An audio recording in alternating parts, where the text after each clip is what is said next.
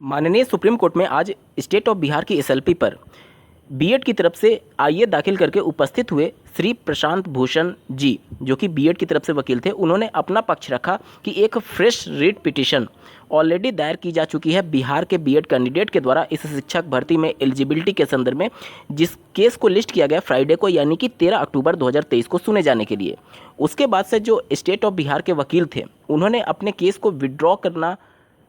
का फैसला लिया, क्योंकि ऑनरेबल जस्टिस के द्वारा ये कहा जा रहा था कि ये एप्रोप्रिएट बेंच नहीं है और इसको केस को ट्रांसफ़र किया जाए उस बेंच में जो कि ऑलरेडी 11 अगस्त 2023 को जजमेंट दे चुके थे। स्टेट ऑफ बिहार को ये महसूस हो चुका था कि अगर उस बेंच में ये मामला जाता है तो ऑलरेडी उस बेंच ने पहले फैसला दिया 11 तारीख को, और उसमें से एक जज जो कि 28 अगस्त 2023 के जजमेंट में थे और ऑनरेबल 3 जस्टिस के द्वारा फैसला दिया गया था, उन्होंने भी 11 अगस्त के आलोक में फैसला लागू करने के लिए बिहार की शिक्षक भर्ती में स्टेट ऑफ बिहार से एक्सपेक्ट किया गया था। यानी कि स्टेट ऑफ बिहार के जो काउंसिल थे, जो वकील थे, उनको महसूस हो चुका था कि अगर ये उस बेंच में जाता है तो जो ऑलरेडी 11 अगस्त का फैसला था, जो ऑलरेडी 28 अगस्त का फैसला था, जो माननीय पटना हाईकोर्ट ने फैसला दिया, वहीं वाला फैसला फिर से बहाल हो जाता और कहीं ना कहीं इनकी केस खारिज हो जाती। और चूंकि इनकी ड्राफ्टिंग ही ऐसी थी कि वो उस बेंच में ना जा करके उस बेंच में गया जहां पर छत्तीसगढ़ वाले मामले में ऑनरेबल जस्टिस के द्वारा राहत दी गई थी बीएड अभ्यर्थियों को। लेकिन स्टेट ऑफ बिहार यहां पर थोड़ी सी चीज़ों को समझने में गलती कर दी, क्योंकि छत्तीसगढ़ वाला मामला देखेंगे और बिहार वाला मामला देखेंगे तो दोनों में ज़मीन आसमान का अंतर है। छत्तीसगढ़ वाले मामले में पहले से हाईकोर्ट में मामला लंबित था, बिहार वाले मामले में देखेंगे तो हाईकोर्ट में कोई भी एलिजिबिलिटी से संबंधित मामला लंबित नहीं था। अब यहाँ पर राज्य सरकार के द्वारा गलती ये हो गई कि चूँकि टेट टीचर एसोसिएशन के द्वारा जो पहले से याचिका चल रही थी 9256 वाला, और एक और जो उससे टैग है, वो नियमावली को चैलेंज करते हुए वो याचिका पेंडिंग में था। अब राज्य सरकार ये सोची कि जिस प्रकार से छत्तीसगढ़ वाले मामले में हाईकोर्ट में मामला पेंडिंग है और उसको देखते हुए ऑनरेबल सुप्रीम कोर्ट ने बीएड को राहत देते हुए काउंसलिंग प्रक्रिया में शामिल करने के आदेश दे दिए थे, तो स्टेट ऑफ बिहार को ये लगा कि इसी प्रकार का मामला यहाँ पर भी सिचुएशन को क्रिएट करने की कोशिश की जा रही है। वो मामला ये दिखाना चाहते थे कि मामला भी हाईकोर्ट में पेंडिंग है, लेकिन वो एक्चुअली में बीएड की एलिजिबिलिटी से संबंधित था ही नहीं। वो मामला था जो नियोजित शिक्षक हैं उनको बिना परीक्षा में सम्मिलित हुए डायरेक्टली परमानेंट करने को लेकर के, और यहीं से पूरा खेल पलट गया, क्योंकि मामला अब चूंकि हाईकोर्ट पर तो जा नहीं सकता, क्योंकि हाईकोर्ट में इस प्रकार के मामले पेंडिंग थे नहीं। इस वजह से जो भी तय होना था वो ऑनरेबल सुप्रीम कोर्ट से होना था, और ऑनरेबल जस्टिस ने इन बातों को महसूस किया कि ये अप्रोप्रिएट बेंच नहीं है, क्योंकि ऐसे प्रेयर उसमें किए गए थे जो कि बेहतर तरीके से पूरे प्रोसीजर के अंतर्गत ऑनरेबल जस्टिस के द्वारा 11 अगस्त के फैसले से पहले ऑलरेडी सुने जा चुके हैं। इसलिए उन्होंने कहा कि ये अप्रोप्रिएट बेंच नहीं है और हम उसको ट्रांसफ़र करना चाहते हैं। उसके बाद से जो श्री प्रशांत भूषण जी ने कहा कि हमारी एक फ्रेश रीट पिटीशन है, इसलिए स्टेट ऑफ बिहार ने अपना केस विड्रॉ कर लिया और उसी में इंटरवीन करते हुए, यानी उसी में आईए दाखिल करके वो अब उपस्थित होने के लिए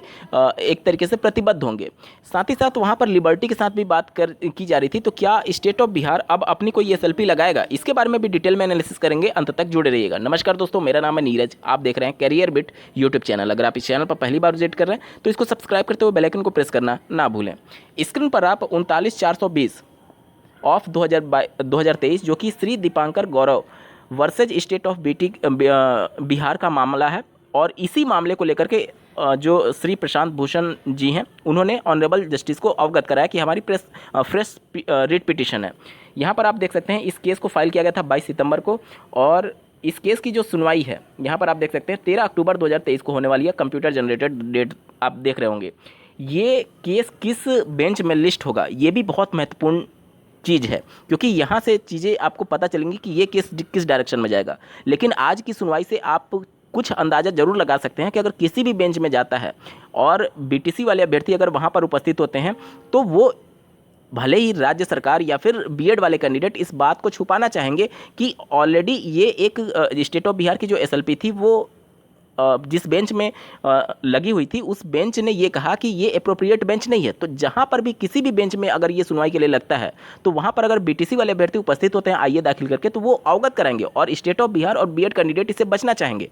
अगर वो अवगत करा देते हैं और निश्चित तौर पर ऑनरेबल जस्टिस इन बातों को कंसीडर करते हैं, तो वो भी यही बात कहेंगे कि ये अप्रोप्रिएट बेंच नहीं है, क्योंकि एक प्रॉपर प्रोसीजर के अंतर्गत ऑलरेडी जजमेंट आ चुका है और उस जजमेंट को इनडायरेक्ट वे में ये एक तरीके से क्लैरिफिकेशन की चीज़ें मानी जा सकती हैं कि वो 11 अगस्त वाला फैसला कब से लागू होगा। तो कोई भी जस्टिस ऑलरेडी जिस मामले पर पूरे प्रोसीजर के अंतर्गत हियरिंग करके अगर डिसीजन देते हैं, तो दूसरे कोई जस्टिस शायद उस मामले में अपना कोई ओपिनियन दें या फिर अपना कुछ उसमें पॉइंट जोड़े। अधिकांश केसेज में 99% केसेज में ऐसा ही होता है कि केस को ट्रांसफ़र कर दिया जाता है। यहाँ पर स्टेट ऑफ बिहार जो थी वो थोड़ी सी चीज़ों को इंटरप्रेट करने में गलती कर दी, नहीं तो जो इनकी ड्राफ्टिंग थी वो सही तरीके से अगर लगा करके उसी बेंच में जाते जो कि 11 अगस्त को फैसला दिया था, तो जो चीज़ें आज हुई हैं वो होने की नौबत ही नहीं आती।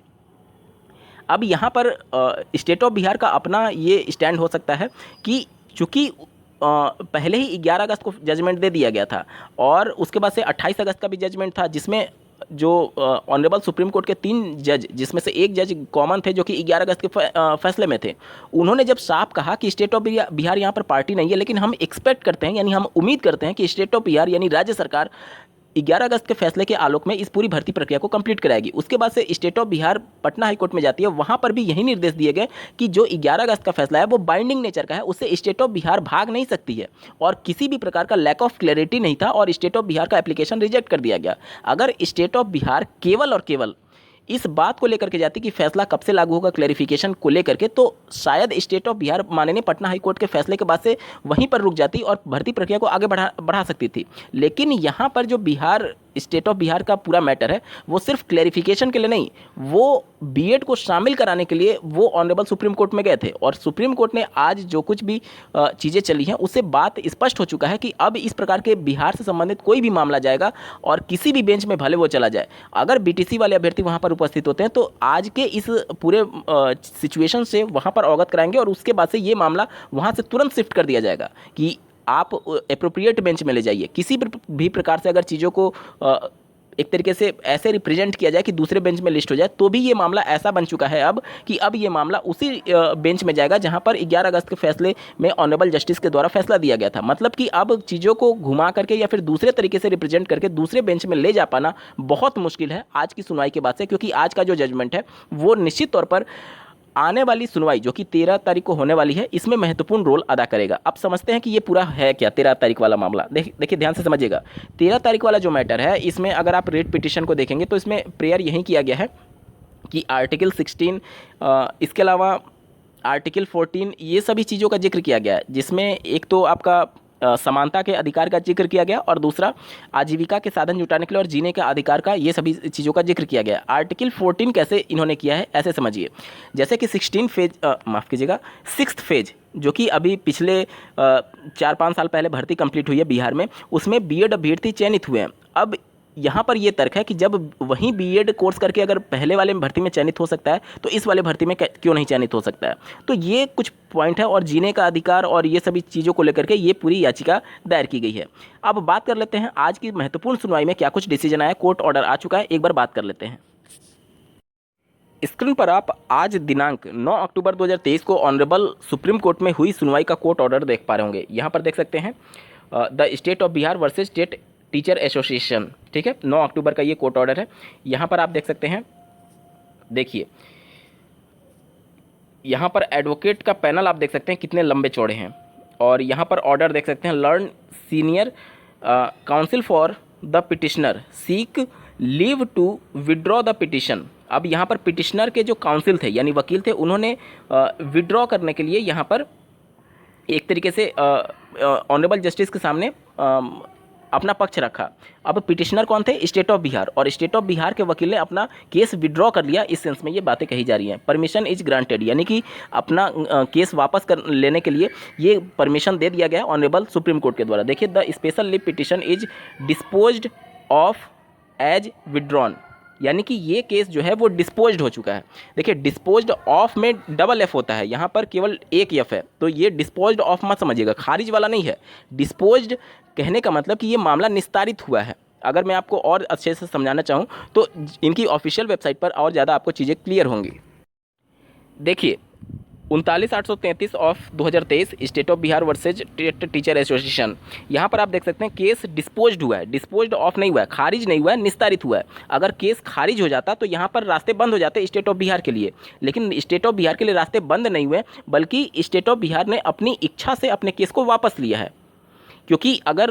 केस वापस नहीं लिया जाता तो स्टेट ऑफ बिहार को ये डर था कि जिस बेंच में ये जाने के लिए ऑनरेबल जस्टिस कह रहे थे वो ऑलरेडी 2 बार जजमेंट दे चुके हैं। एक तो 11 तारीख को, एक बार ऑनरेबल 3 जस्टिस के द्वारा जो 28 तारीख को फैसला दिया गया था। और अगर ये मामला फिर से उस बेंच में जाता तो निश्चित तौर पर फटकार लगने की प्रबल संभावना थी, क्योंकि एक तो 11 अगस्त का फैसला था, ऊपर से स्पेशली बिहार के संदर्भ में 28 तारीख का फैसला था, ऊपर से पटना हाईकोर्ट ने भी इनको निर्देशित किया था कि कोई भी लैक ऑफ क्लैरिटी नहीं है, और आप देखेंगे कि वहाँ पर बाइंडिंग नेचर का उन्होंने बताया था।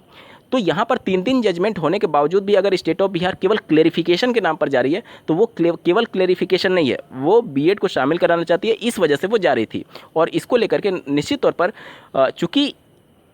3 प्रकार के एक ही टाइप के फैसले हो चुके थे इस मैटर पर, इसलिए राज्य सरकार ने अपना जो पूरा एक तरीके से एसएलपी था उसको वापस लेना ही समझदारी समझा। अब एक बार बात कर लेते हैं कि क्या स्टेट ऑफ बिहार कोई नई याचिका लेकर के जा सकती है? बिल्कुल जा सकती है, उनके लिए रास्ते खुले हुए हैं। लेकिन क्या जाएगी? नहीं जाएगी। इसलिए नहीं जाएगी क्योंकि अगर आप देखेंगे कि राज्य सरकार समझ चुकी है कि अगर हम चीज़ों को किसी भी प्रकार से रिप्रेजेंट करके अगर दूसरे बेंच में लिस्ट भी कराते हैं तो आज का जो कोर्ट ऑर्डर है वो दिखा करके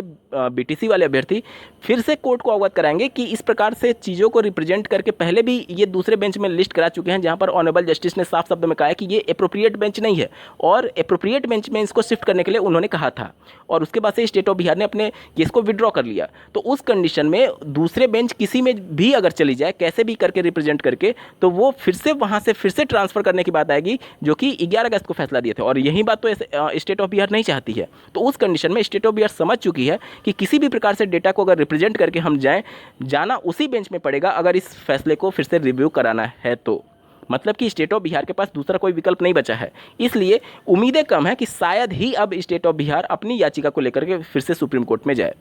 अब यहाँ पर स्टेट ऑफ बिहार अपने एक तरीके से अपने एसएलपी को नहीं ले जाएगी, बल्कि वो 13 अक्टूबर को जो एसएलपी ऑलरेडी दायर है उसमें अपना पक्ष रख सकती है, क्योंकि वहाँ पर डायरेक्टली स्टेट ऑफ बिहार नहीं है, वहाँ पर बीएड कैंडिडेट हैं और वहाँ पर स्टेट ऑफ बिहार अपना पक्ष रख सकती है कि वो क्या चाहते हैं और कैसे चाहते हैं। अब देखना होगा कि 13 अक्टूबर को जब सुनवाई हो रही होगी, अभी ये केस फाइनल नहीं हुआ है 13 अक्टूबर वाला कि वो किस बेंच में सुना जाएगा, लेकिन जिस भी बेंच में सुना जाएगा प्रबल संभावना है कि आज का ऑर्डर दिखा करके बीटीसी वाले अभ्यर्थी अगर उपस्थित होते हैं तो इसको फिर से उसी बेंच में ले जाएंगे, उस एप्रोप्रिएट बेंच में जिसमें आज के ऑनरेबल जस्टिस ने बात कही है, 11 अगस्त का फैसला देने वाले ऑनरेबल जस्टिस के बेंच में। इस वीडियो को देखने के लिए आपका बहुत बहुत धन्यवाद। भगवान करे आपका दिन शुभ हो।